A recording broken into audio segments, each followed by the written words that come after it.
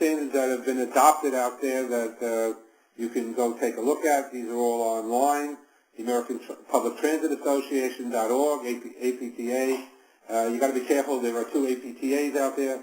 One is the American Physical Therapy Association, and the other one is the American Public Transit Association. And I'm sure you won't get those two mixed up, but this is one of the standards that they've developed, and this is in terms of crossing warning systems, design criteria, installation, and operation. And the second one that they have is testing and maintenance of those same devices. And these are very interesting standards. They're available free. You just go to their website, and you go to the standards, pull down, and look for the ones for rail, and you'll find not only these standards, but dozens of other standards that you might find of interest as well for other issues that involve public transportation, especially rail, and they also have a bus. As I mentioned before, there's a Federal Highway and Railroad Administration publication, USDOT. This is the latest edition of this document. It's available in hard copy by writing to the U.S. Department of Transportation, but the easiest way is just to download it and print it.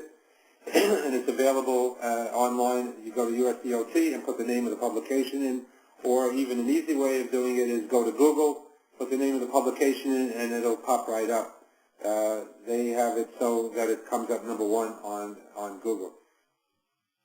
The second publication is the Manual for Uniform Traffic Control Devices, and this deals with the control devices that are used at intersections, grade crossings, and you can get this also online, and if you want, this is the most recent edition that just came out this past year. If you need older editions because of an older circumstance, you can go back, in fact, to the other publication as well. You can get the archived copies back 3 or 4 editions of this publication, as well as 2 previous publications of the railroad crossing as well. Some of the accident reduction factors, I've mentioned them before. This is just a summarization. Excuse me for coughing. This is just a repeat of some of the things I mentioned before, just to sort of summarize. As I mentioned before, one of the aspects and one of the reasons that the number of accidents has gone down, we call several thousand crossings a year. This consolidation has resulted in a reduction of accidents. And also when you close the crossings, no longer you have horn noise, and of course there's no blocking of the crossings because it's closed. Important aspect of a safe crossing, and here's an example of a properly designed crossing which is properly paved, and at the crossing area they have special materials, non-skid materials, and safe materials for pedestrians as well.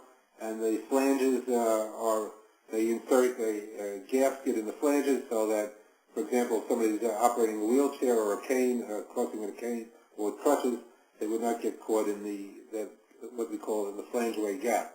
The lower picture is an existing crossing where they've used wooden ties, and you can see what happens over time for these wooden ties if they're not properly maintained.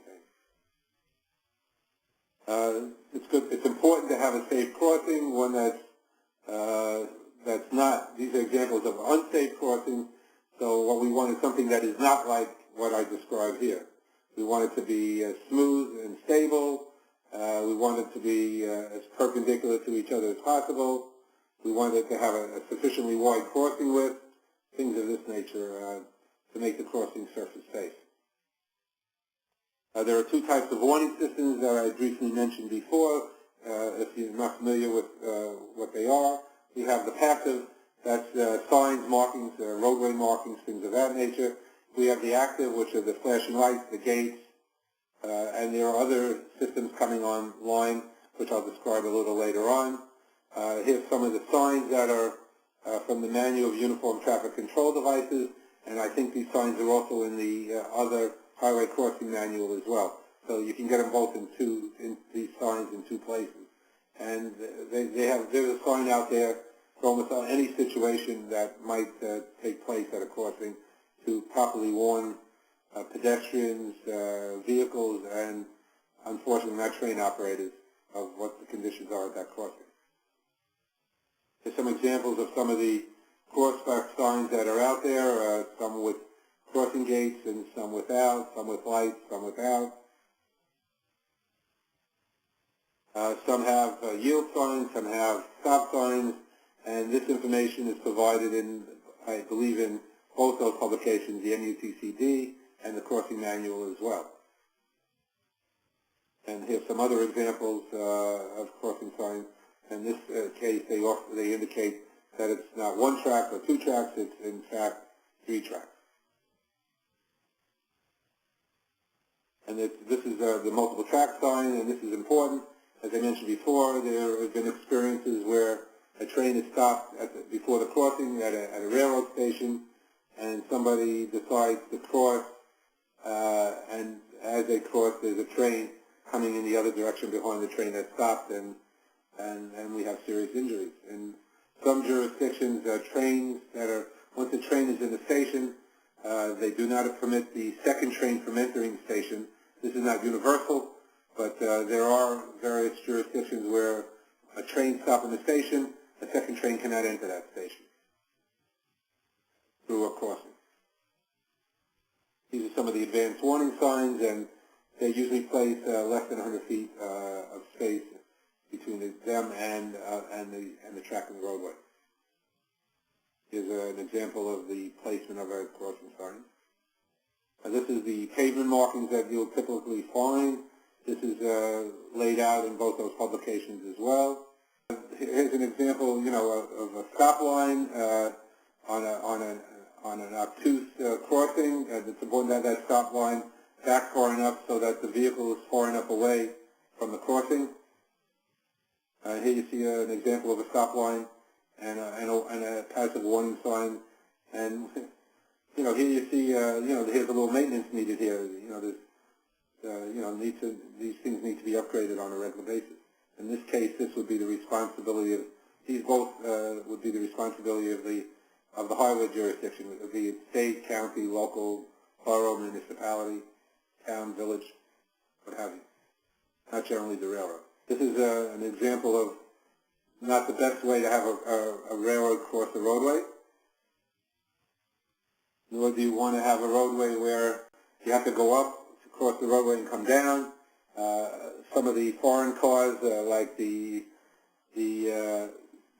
Mini Coupe, have very low undercarriages, and if you have this kind of situation, that vehicle could generally get hung up. Not all vehicles are 14 inches off the ground. Some of them are significantly less. And one should never stop on tracks. Private crossings, unfortunately, one of the problems with private crossings, they're not properly, generally they're a private property owner, which is occasionally used, and they may not have the proper notification, what to do at the crossing, and it sometimes could be a safety issue. And there is efforts to eliminate private crossings, but the problem with that is the only accessibility to that private property is across the private crossing. And what happens where crossings aren't properly provided at proper spacings, we have what we might want to call an informal crossing. And we see a lot of these around where school kids especially are crossing the railroad right away at a particular point which is not an official crossing, and over many, many years have established it in their minds as an informal crossing.